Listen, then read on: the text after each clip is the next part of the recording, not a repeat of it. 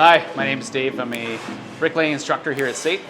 Today what we're going to do is show you some safe operating procedures for the saws that you'll find in the shop. These are large masonry saws with diamond blades. They range from 14 to 22 inches and they require training to be used safely. So that's what we're here to do today. Give you a bit of a heads up on how we're going to operate safely.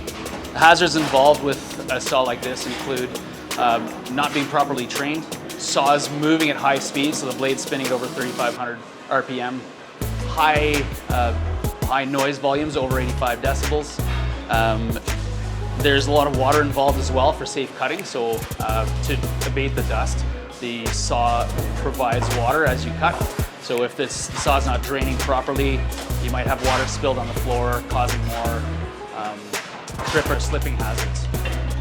Some other hazards that are involved with using a saw like this include not properly inspecting the saw itself. Because we're cutting a lot of hard materials, there's dust and there are little chips of rock that collect on the table and in the path of the table itself. So make sure that your table can actually move unobstructed back and forth, and make sure that there's no debris left on the table as well. Any debris can make your material be out of square, out of alignment, and cause the blade to bind. Take a look at your blade as well. Make sure that the bolt is tight, that there's no spacing anywhere, and that it's installed correctly. If you do have to make any adjustments on the blade, make sure that the power has been disconnected at the back of the blade before you touch any moving part on that blade. You want to make sure that you're wearing tight-fitting clothing, nothing is loose, nothing hanging from around your neck, that your hair is tied back if you have long hair. Any entanglement hazards have been mitigated essentially on your person as well. You can wear gloves if you choose. You don't have to wear gloves. If you're making a lot of cuts in a row, you may choose gloves to protect your hands. So let's take a closer look at the equipment. These saws here have electrical connections and water connections. Behind the saw, you'll find those ground fault current interrupter specific electrical connections and those water connections. So when you're going to use the saw, make sure that the water valve is open, and you can see that valve running up and down parallel to the water pipe. You're also going to check the operation of the saw itself. It does work in two different directions. You can use it as a chop saw like this, or you can stabilize the saw and move your table into the cut.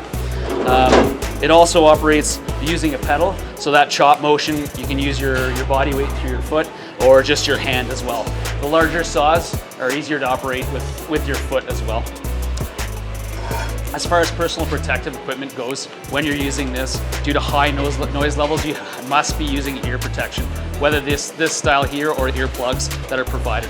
You have to be wearing eye protection, either in the form of glasses such as these, or if you prefer a face mask like this that covers your entire face. Steel toe boots are a must at all times in the shop as well, so you have to be wearing those. And as far as protecting yourself, the best thing you can do is make sure that everything is well inspected and take your time before actually starting your cut. So our emergency response procedures here is on site in the shop. There'll always be one first aid trained person. There's a first aid kit as well on one of the main posts. It's our safety post in the center of the shop.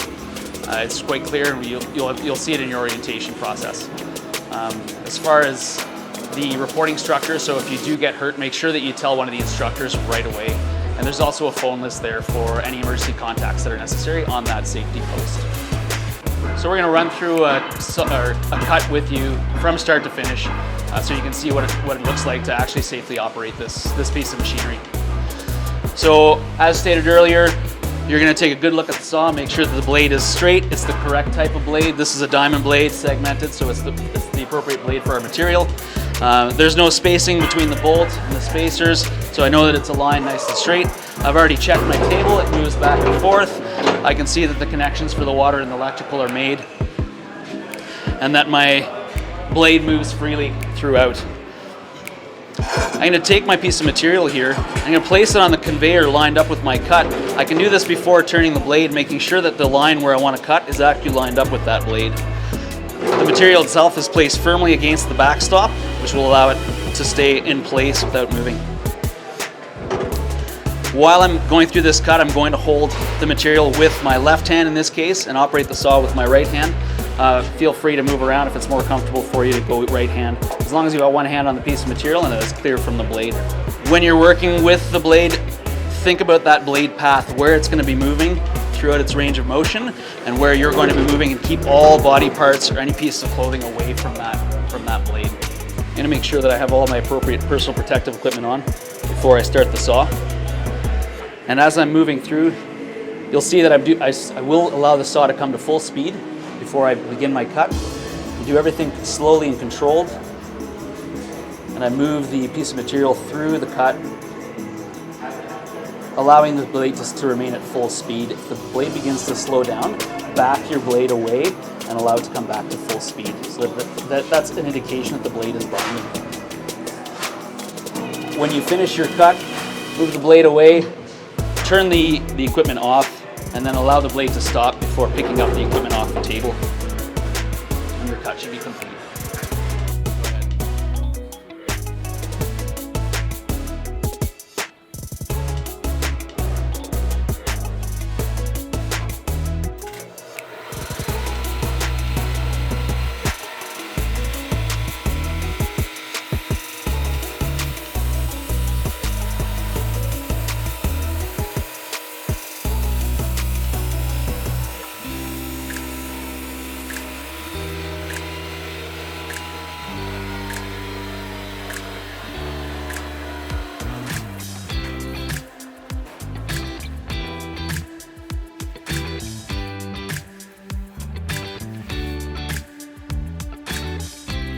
Once you place your material on the table, if you need to make an angled cut or if the material itself is not level and flush, you can place a wooden wedge underneath your material like so to change the angle.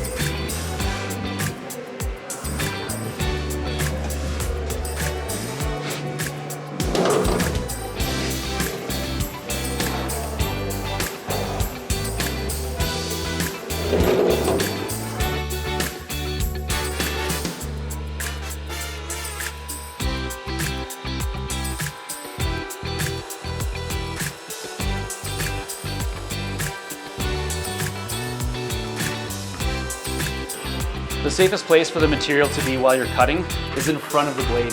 If you find yourself with an incomplete cut and you've passed the center point on the blade, pull the blade away from the material before moving back.